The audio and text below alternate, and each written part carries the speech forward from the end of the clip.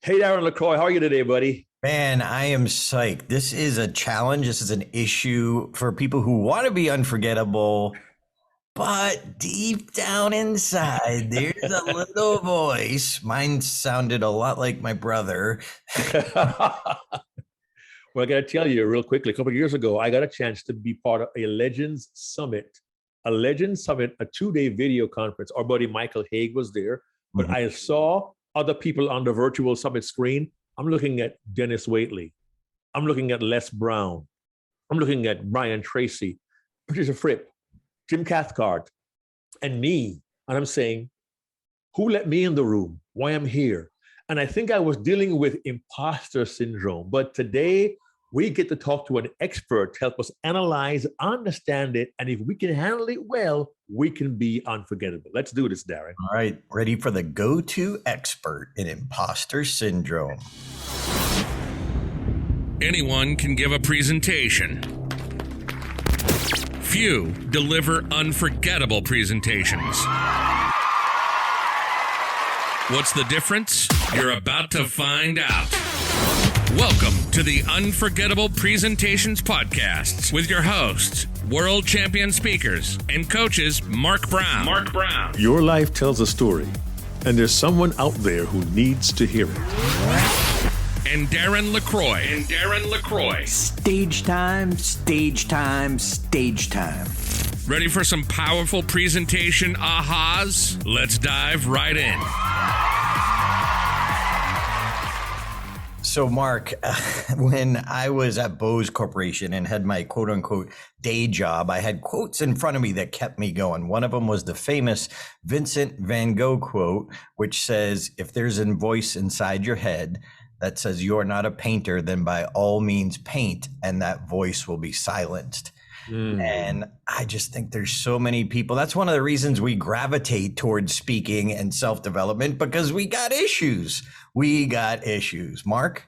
Well, I want to ask you one question, though. Where did the Vincent van go? Oh, I know that was bad. Hold on. I didn't realize I was going to have to get the sound effects ready.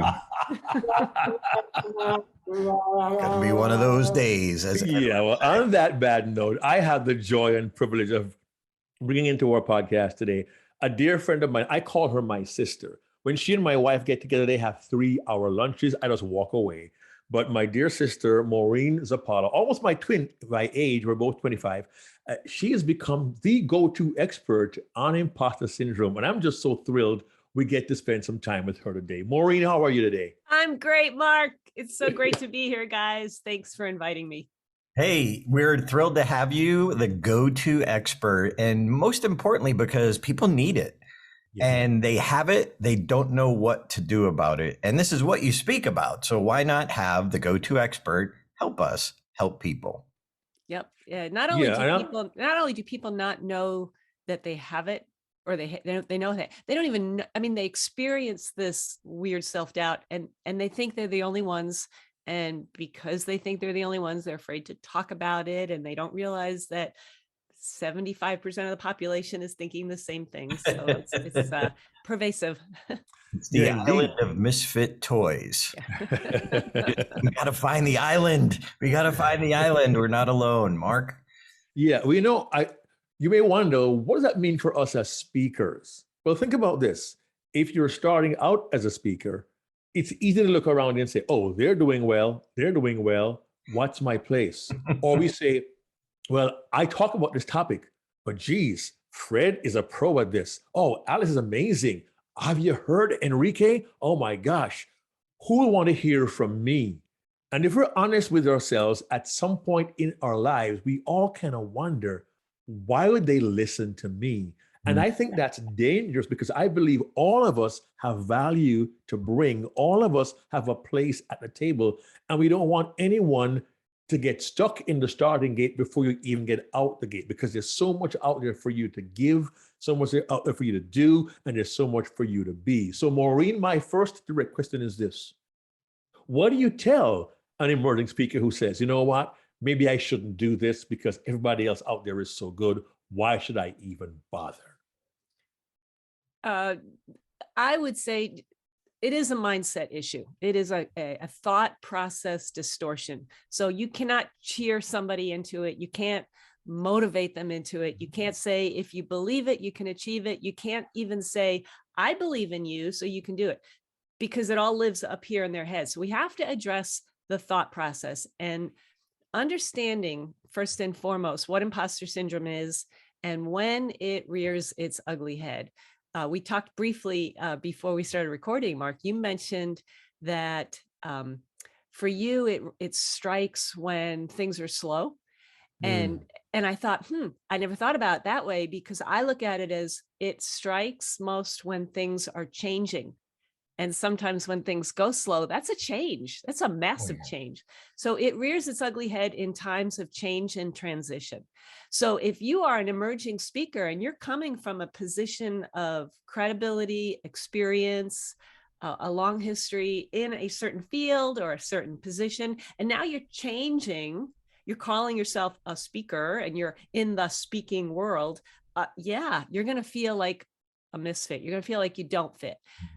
But there's strategies that I've developed that help you make that transition smoother, to alleviate that terror in the room.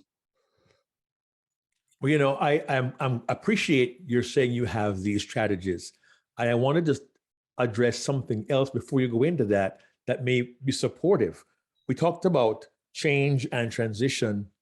And to clarify my position, when I say things are slow, what can happen is, well, clearly things are slow because I'm not good enough to keep this thing going. Yeah. That's one mindset things. Yeah, things are slow down. It's not good enough. And also, I think it may have become more of an issue in the last couple of years during COVID and the pandemic, because we're shut in. We can't go out and do what we do. But what happens is we have built reputations, many of us, and others come to us and say, well, how do we do this? How do I build my clientele? How do I do all of these things? And you look at yourself going, I'm not doing that right now. And they're coming to me based on my reputation. Am I really, truly qualified to tell them, or did I just luck out the last couple of years and now the truth hits? So all these thoughts, and I'm being very vulnerable and honest here, all these thoughts go through my mind. People say, well, you know what? What are some good ways to reach people? Well, you can go to LinkedIn, you can do Twitter, you can start doing TikTok, and I can talk about this. But I'm thinking to myself, I'm not anywhere near as successful as maybe Darren LaCroix is on TikTok, for argument's sake. I tell myself, why are they coming to me? I can tell them what to do, but if I'm not doing it, I don't deserve to be saying it. We tend to compare our insides with somebody else's outsides. And we've heard that before. And that's a danger for sure. But here's something else that we often do. People with imposter syndrome, when it comes to defining success and failure, we tend to internalize failure and externalize success.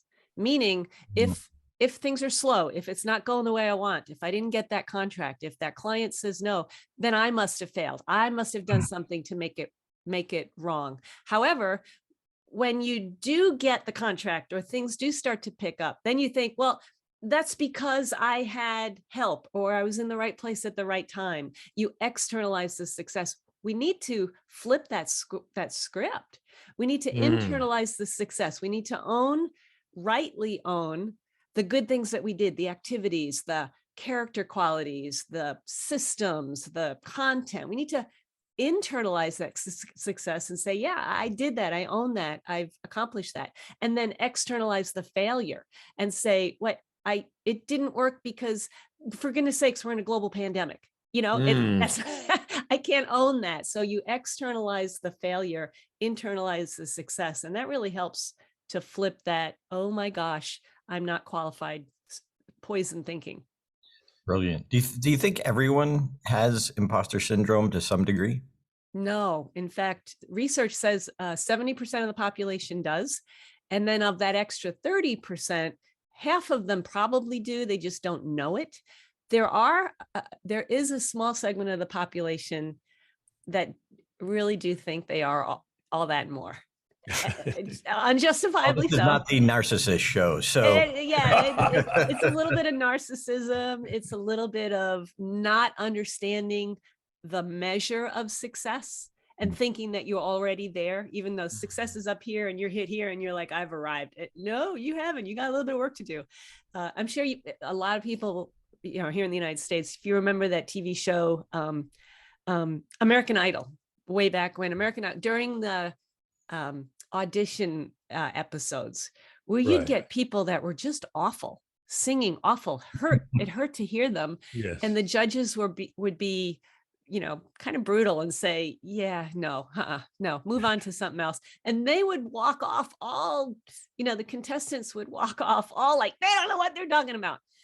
Those are people on the other end of the spectrum. And there's actually a name for that. It's called Dunning-Kruger Effect, where you know, people with imposter syndrome don't believe they are qualified. People with Dunning-Kruger think they are way overqualified. So it's kind of who's Dunning-Kruger?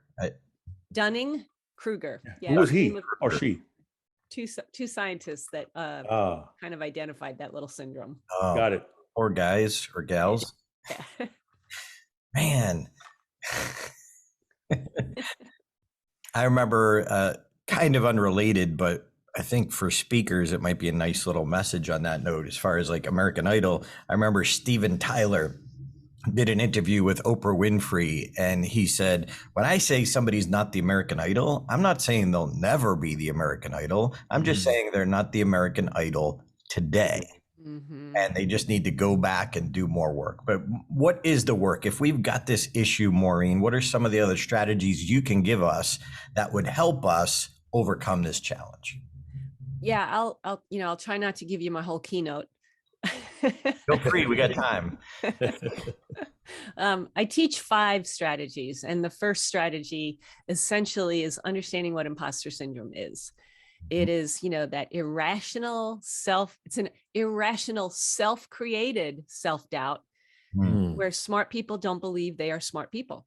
And therefore they feel illegitimate. They feel unqualified. They feel like phonies, which is why it's been donned this, you know, imposter syndrome. You feel like an imposter, and you walk through your career, your field of expertise, or your new transition, your new life job, your career, contract, whatever. You walk through that constantly looking over your shoulder, thinking, do they realize I'm not really sure what I'm doing? And today is the day I'm going to be found out. And it perpetuates this constant anxiety, uncertainty, drive to over-excel, over-deliver, overachieve. And I'm not saying it's not good to overachieve and over-deliver. I mean, that's what we're in the business of being unforgettable, and we strive for excellence. Can't get perfection, but we can strive for excellence. But when that drive is more to satisfy this internal, like, I'm not good enough, versus I want the client, I want my audience to benefit. If that's not in balance, you're never going to enjoy what you're doing. You're never going to enjoy it. So I teach people what exactly it is and where it comes from. The second strategy I teach, and this is really important, is to talk about it, verbalize it, acknowledge it, realize that because it is so pervasive, that simply talking about it, where you can make a connection with someone else who says, yeah, me too. It just so much diffuses the power that it has over you. Nice. No, I want to just jump back. You said first identify it, know what it is. And as you were talking, Maureen, my brain is going back to my childhood, and I realized I may need some help from some psychologists down the road, because, you know, Darren recalls is a photograph I have that I've shown on a very few occasions of my brother, my older brother, Woody, and me way back in 1971, maybe. I'm talking 50 years ago. And I was on my tippy toes trying to stretch myself up to his height, because I always looked up to him. He was super smart. He was a year ahead in school. He'd take his exams a year early. He was amazing. And when I was probably 50 years old, my dad made a comment to us at a family gathering about how smart I was. I said, no, you forget. Woody was the one who was in the elite group of kids. He's the guy who had his exams early. He passed all his grades. I had to repeat a year of high school. My dad said, no, you understand. You're smart.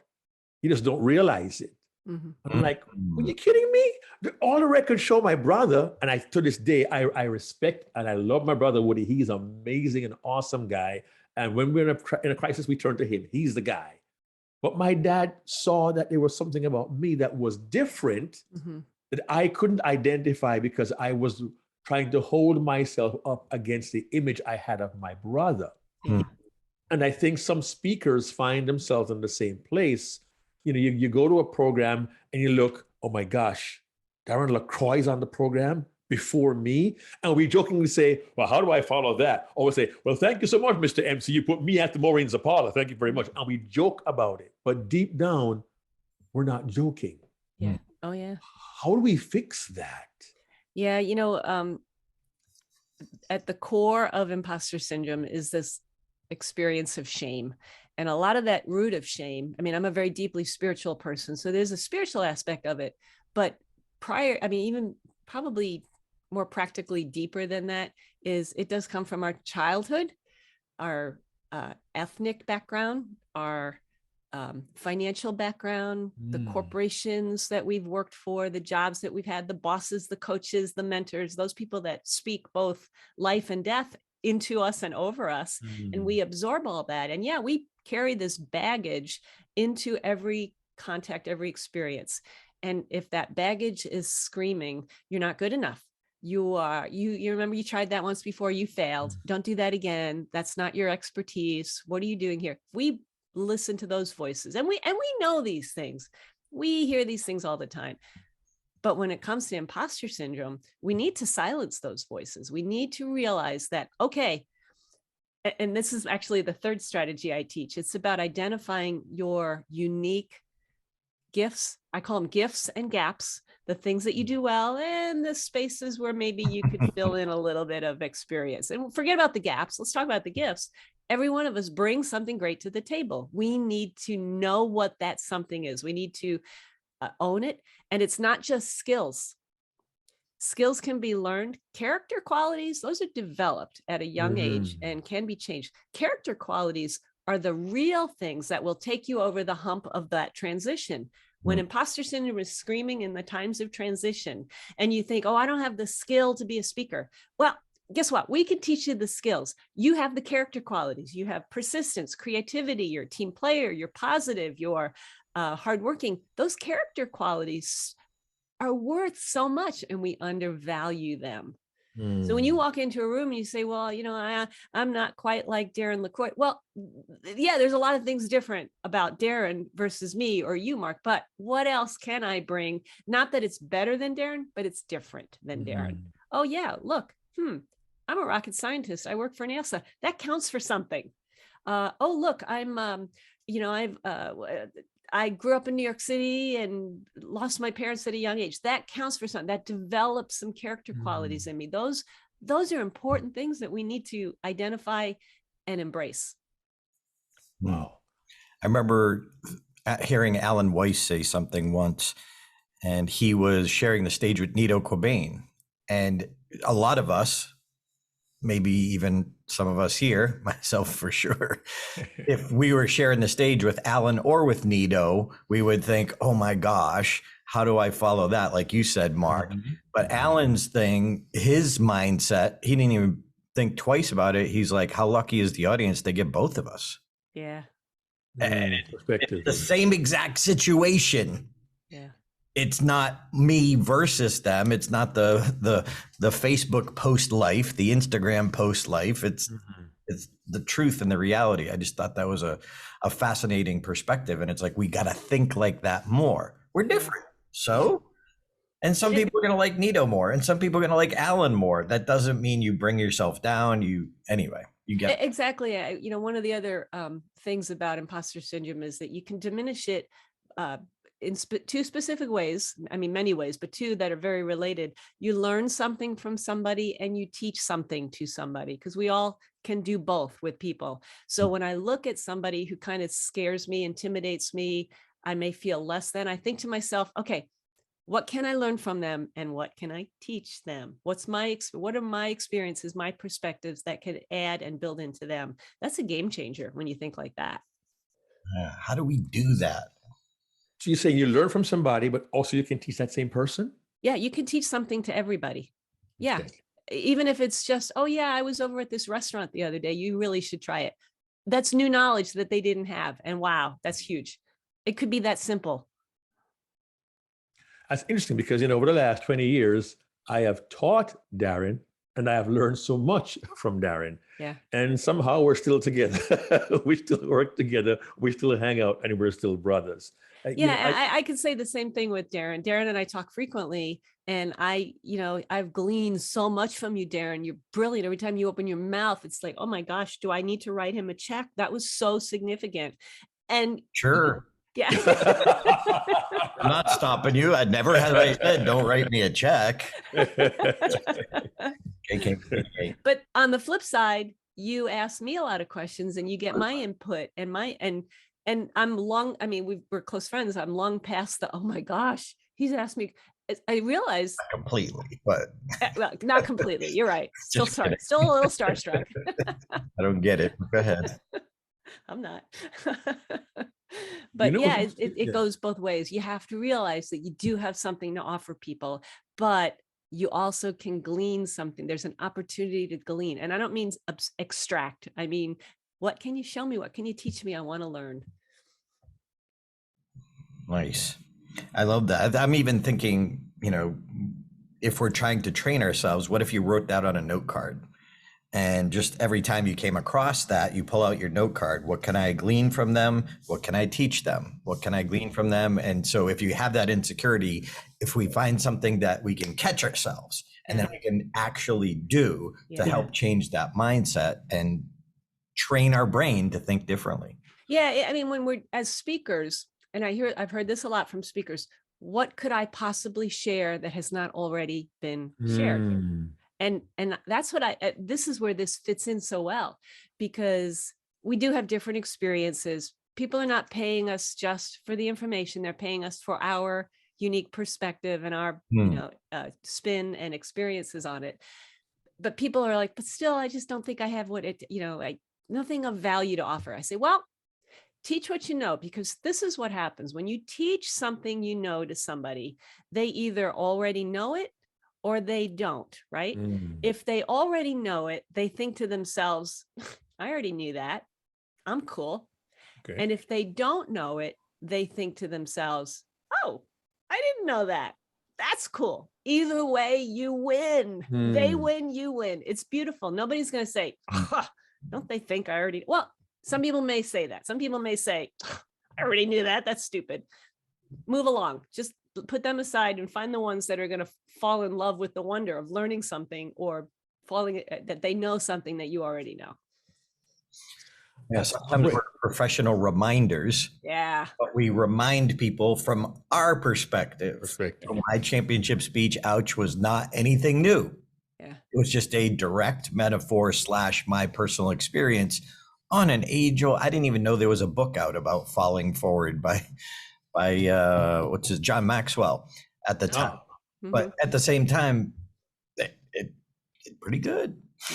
Thanks to Mark, my coach. Well, thank you. I appreciate it. Thank you very much.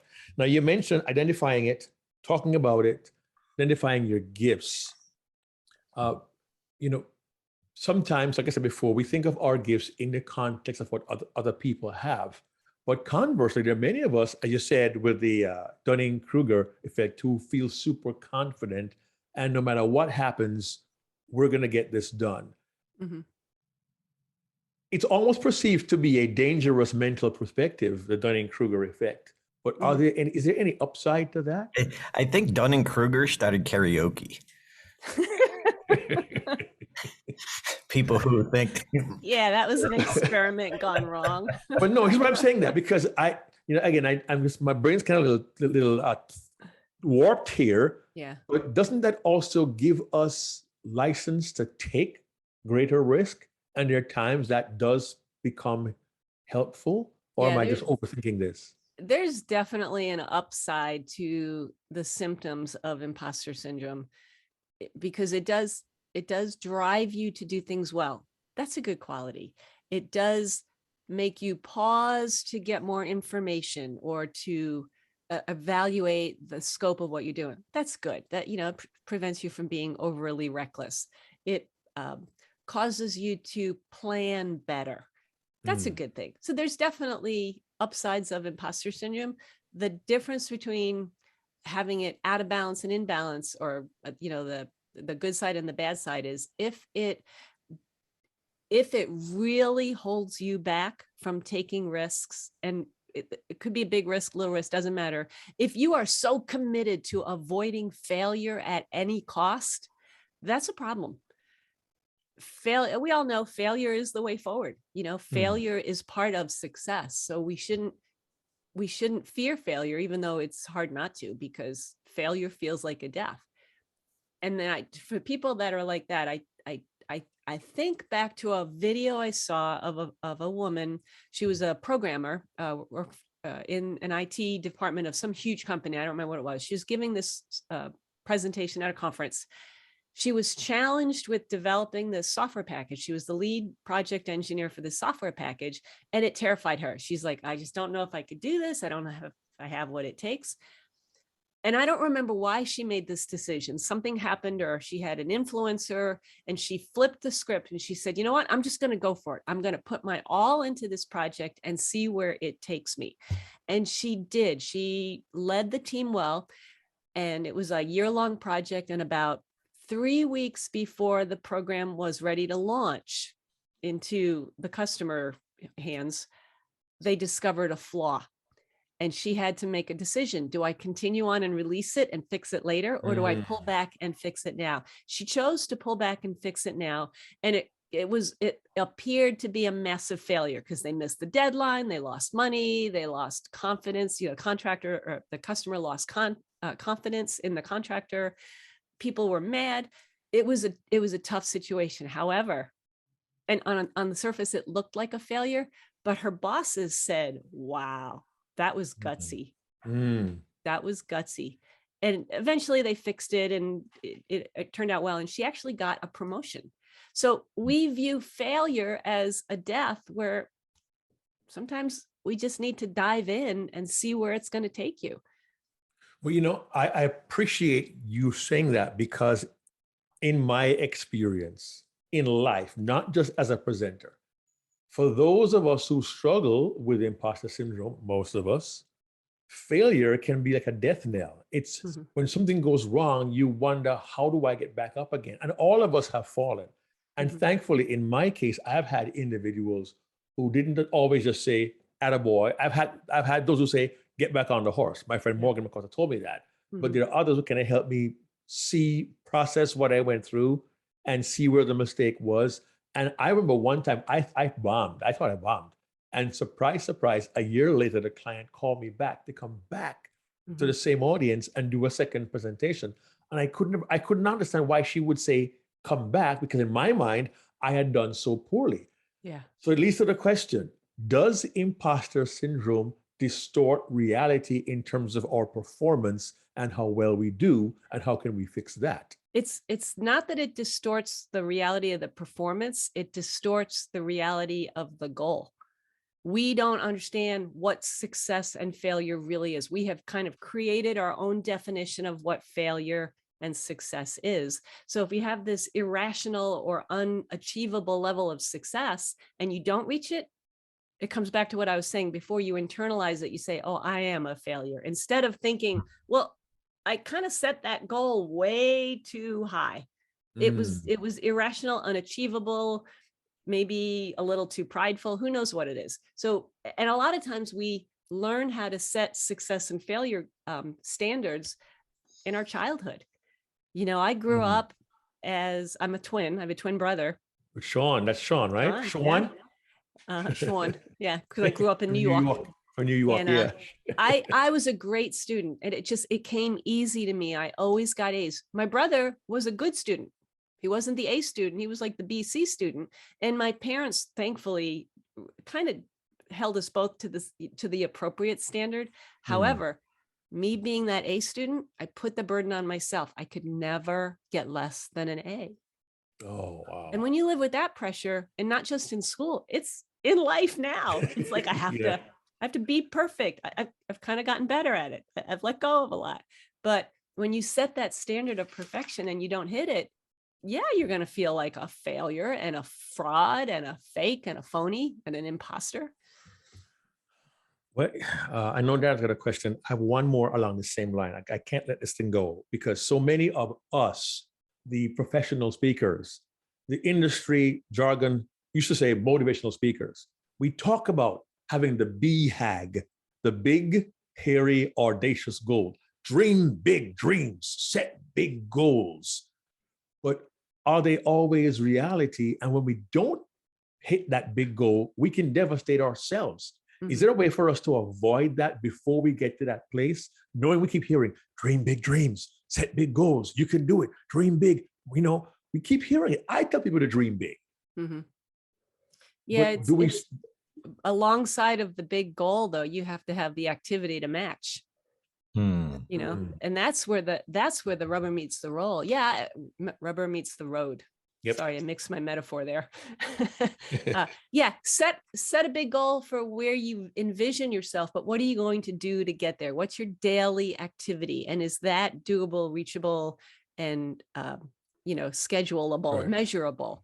If I want to be a 6-figure keynote speaker, and I'll put it on my dream board and I'll envision myself and I'll imagine it. But am I making the phone calls? Am I doing the research? Am I contacting the customers? Is my marketing material up to snuff? Am I doing the activity? Those goals I can measure. Have I made my 10 calls today? Whatever that goal is. Have I made my 10 calls today? Well, no, I haven't. Okay, well, let's get on it. Either you change the activity or change the goal. Beautiful. I think it was Tony Robbins that said a lot of us, we set our short-term goals too high and our long-term goals too small. I love that. Too low. Mm-hmm. And so we just expect way too much to happen too quickly. And meanwhile, we minimize the distance if we have that consistency. I know Kathy Armias has a great quote. She says, consistency beats ability. Mm-hmm. Consistency beats ability.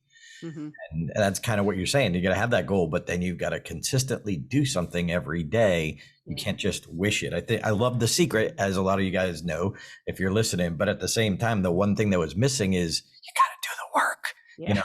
The inspired thought, but then you actually got to do the work. It doesn't just magically show up. Mm-hmm. Mm-hmm. And Maureen, where did we leave off on the 5? Let's see. Know what the symptoms are, understand what your gifts and gaps are. I use an analogy. I call it your dot. This is your circle of expertise and your experience, and everybody has a dot, and we can't have dot envy. We can't compare our dot with somebody else. Another strategy is one of my favorites, and I won't go through all 5, but this one is a favorite. I call it reinforcing the value of your dot, your expertise. And the way we do that is to collect all of the great press that's been said about you, whether it's an award or certificate, a prize, a letter of commendation, promotion notices, newspaper articles, magazine thing, anything, thank you notes. I used to keep, when I worked at NASA, I still have them. I can't believe I found them not long ago. My pay stubs. This was way back in the day of paper, where you actually got a paper, pay stub.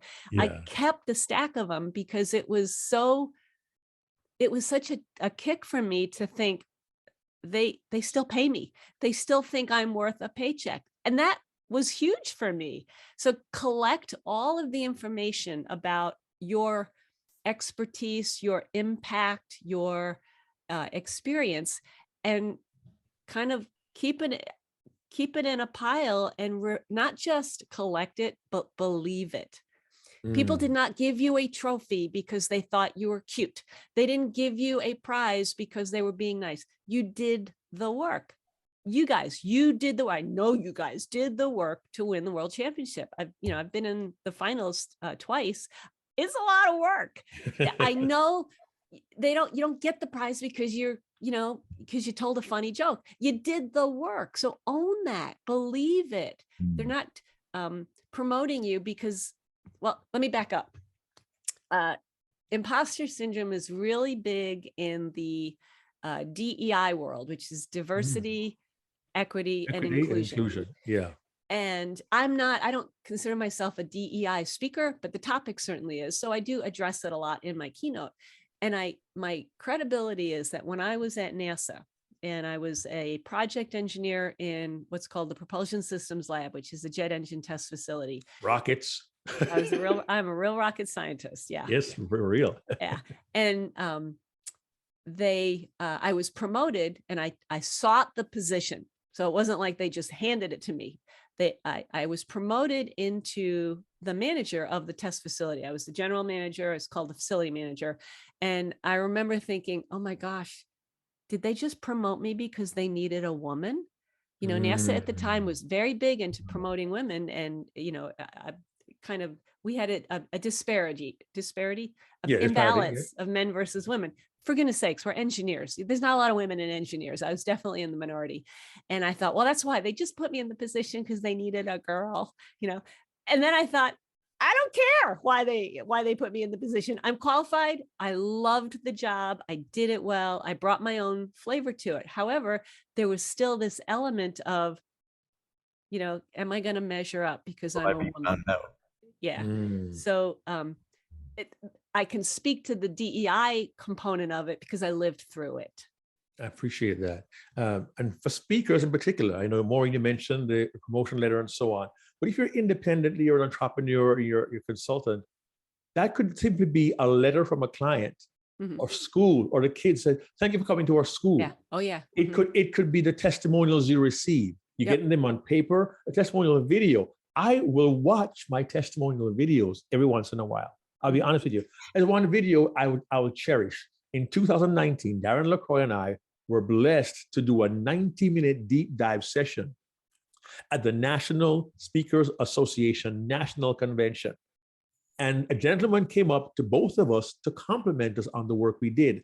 Somebody who came to me unsolicited, a legend in the business named Harvey McKay. I said, Harvey McKay wanted to come to me. I said, can I get this on video? He said, sure. And he was willing to give me a video testimonial. So every once in a while, I'll pull that video up and say, Harvey McKay said that about me.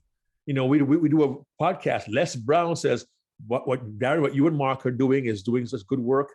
I'll play that video and go, wow, Les Brown, a living legend, is telling us our work is worthwhile.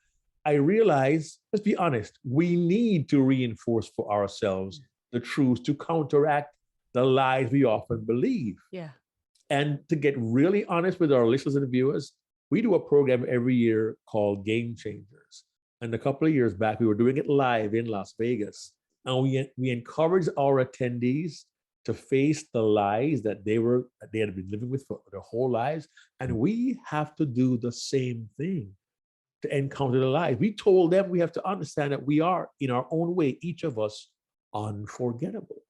And sometimes we need to rehearse and reinforce that truth. So thank you. Point number 4 is really meaningful. Reinforce the value that you have. And the critical element, though, of reinforcing is not just being in awe that somebody said something nice about you, but to really believe it. That's important. It's not just like, wow, he really said that about me. It's more like, he said that about me. Yeah, I did bring it. I did impact him. I did share from my experience. There is validity in his appreciation. That is so important. You can't just dismiss it.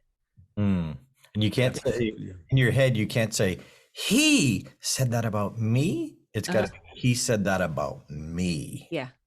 There's a difference in, because what I gave him was valuable. That's really important. And Darren, you know, you and I talk a lot. You frequently give me a compliment and I still struggle with accepting it. And you're like, Maureen, just receive it. And I have to like, yeah, thank you, Darren, for saying that. Wow. Any other techniques that you have that something we can do? So I love the idea of create that file. whether it's on your computer or physically in a file, and maybe pull it out once a week or once a month or something that works for you.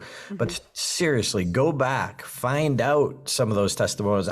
Mark, I told you, I got unsolicited Christmas cards from some of our students. Unsolicited, and Masako sent me one that said, I got one too, yeah. I have a book now because of what, no, she did the work. But we somehow helped her with her self-doubt. Marion sent me a card that said, Mark, you and I help her to want to be better. That's huge. I keep those. Like, that's not going away, because I have days where, can I tell a quick story? This is an old story. Please do. Darren, again, this goes back to you and I, it's probably 10 years ago. And I was contemplating creating a product. I was giving a keynote at a Toastmaster conference, and it was probably 3 months away. And I think you said, well, what are you going to use as your back of the room sales? I'm like, I don't know. He's like, you need to make a CD. I'm like, I can't do that. Long story short, you kind of smacked me around and said, yes, you can do that. You're welcome. And I thought it was going to be a long and involved process. And you said, you could get it done this weekend. Really? I could? Well, it didn't take me a weekend. It took me a week, but I did it. And when I created, I didn't just create one CD. I created, I think, a package of 4. And overachiever. What's that? Overachiever. Overachiever. Well, I can't say my name in under a minute and a half. So there you go. It's just overtalk. And when I went to this conference as the keynoter and offered this as a resource at the end and sold a ton of them, it was my very first time selling product as part of a keynote. And I called you from the conference. It was in Columbus. And I said, oh my gosh, this is how much I sold. And you were floored. And all I could remember thinking was, I can't believe he actually encouraged me to do it. And I did it. So, it's just, we underestimate our own skills and abilities and qualities. And sometimes we do need people to speak that into our lives and accept it. But you accepted it. You accepted it. There's a difference. So a lot of people can speak into us, but we have to work up the courage to accept the challenge. And that's exactly my point, is to really believe what people are saying. Yeah. Because they're not just saying it to just be nice. Well, maybe they are, but there's an element of truth in it. Find the element of truth. Okay. So then the last strategy is a lot of people would think it's a little woo-woo, like woo-woo-woo, kind of weird. It's a spirit. I referenced it before. It's a spiritual issue. It is a spiritual condition. Shame is at the core of it. And shame is an experience of unworthiness at your core. It's not related to I did bad, but it's related to I am bad. Big difference, big effect.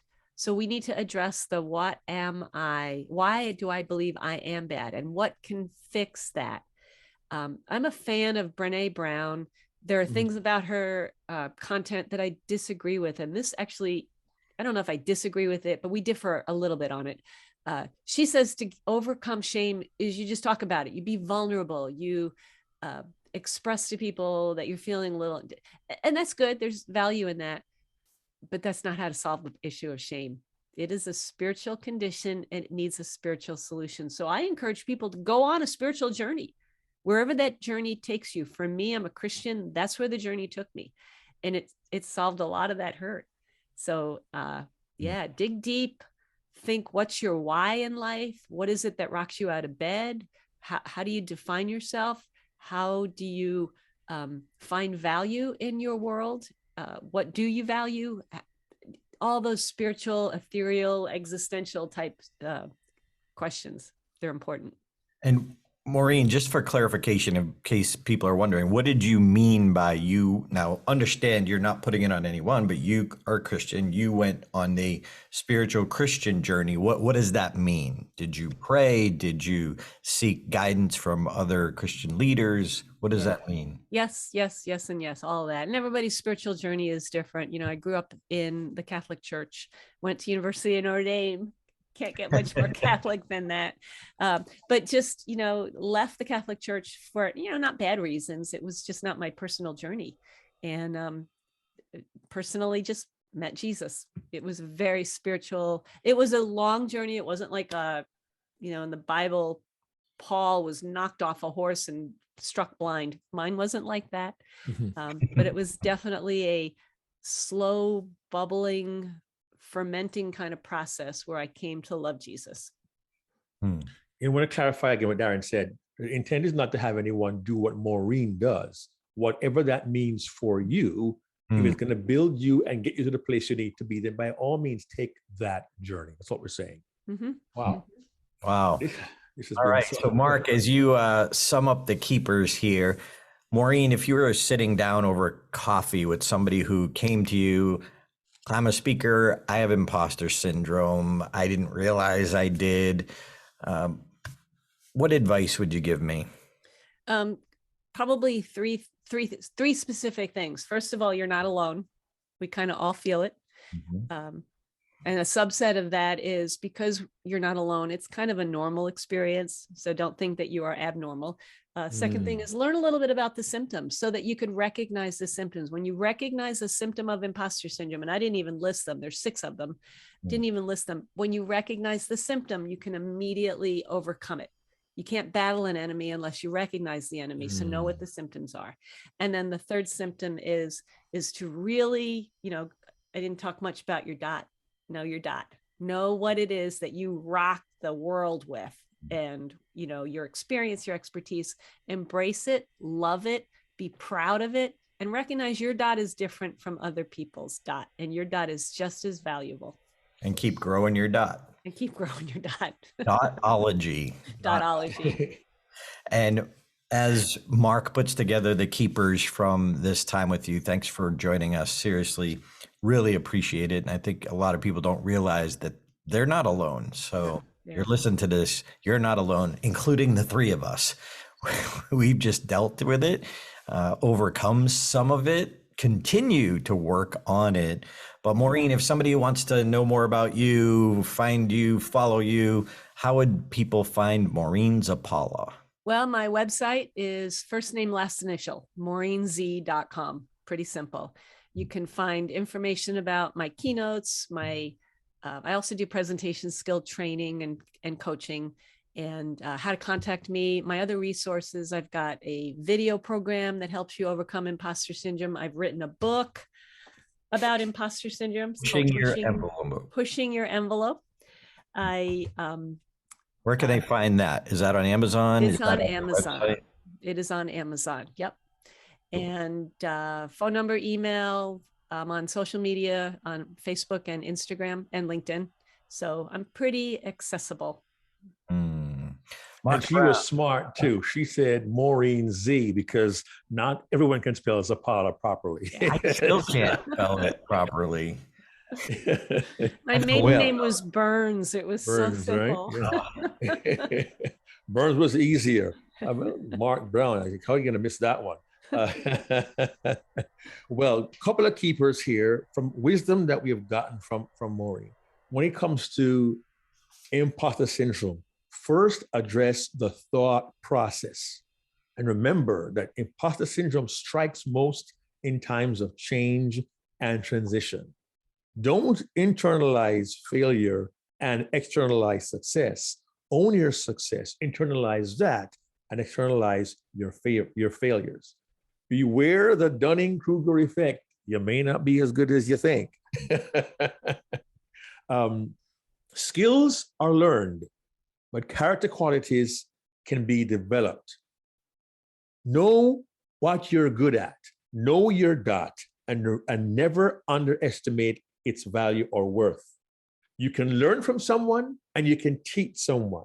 You can learn and you can teach do both to build yourself. Set big goals, but do the activities to meet those goals. Keep a file of compliments and good words. Believe what they say, refer to it often, and go on your spiritual journey to conquer your imposter syndrome. Any more from you, Darren? Yeah, I love what she said right up front. What is imposter syndrome? A thought process distortion. Thought process distortion. So it's distorted. It's not right. And the problem is we believe it's right. So then we try and figure out what's wrong with us, as opposed to, okay, let me undistort this distortion. And I like the idea. I know you didn't necessarily say it, but just write down on your note card. If you come across someone and you start having these feelings, okay, what can I learn from them? What can I teach them? What can I glean from them? What can I teach them? If you're listening to this, thank you for being a listener. Mark, we're approaching 100,000 downloads, which is super cool. Wow. Yeah. And if you want to join us for an event, Pod 25, go to stagetimeworkshops.com, stagetimeworkshops.com. And you can also go to, if you got a question for us, please, we're going to start taking questions. Go to unforgettablepresentationspodcast.com, scroll down, ask us a question, and we might just feature you on an upcoming episode.